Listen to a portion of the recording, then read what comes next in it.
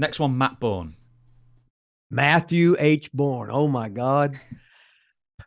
See, Matt was a second generation wrestler, and his dad was Tough Tony Borne, and Tough Tony was so cool. He had that big old head, double cauliflower ears. When he got in the ring with you, he didn't touch you unless he hit you with that gut punch. He hit you with that gut punch, he had knocked the snot out of you. And then Matt was just breaking in when I was there.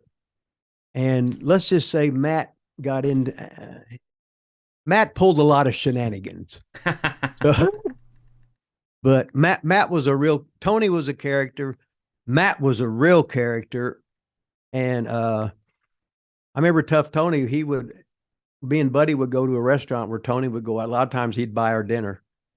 And we'd go in there, and the waitress, he'd say, "No, that gentleman over there bought your dinner." Buddy would just say, "Thanks, Tony," and that'd be it.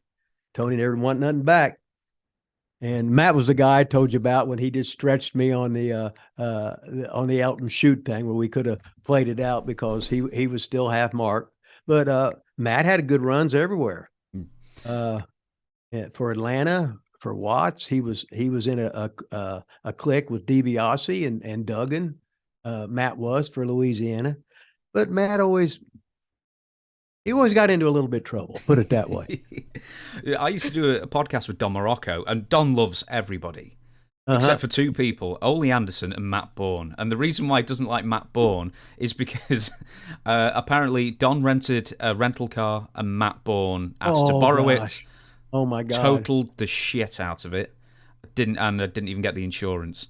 So from that moment on, Don, he made it onto Don's no good list. He was on the poop list. Yeah, I got you. With Matt as well, I'm going to harp on with Matt a bit more. One thing I keep, like, when I hear stories about Matt is just genuinely how tough he was. He was actually a scary, tough person who could really take on a lot of people, and his name doesn't really get brought up much as on the badass list, so to speak. When he was Big Josh in WCW, he'd gotten a whole lot bigger.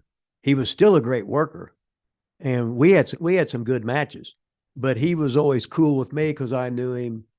I knew his dad, and I knew him when he was in Portland. So he always treated me special. Yeah.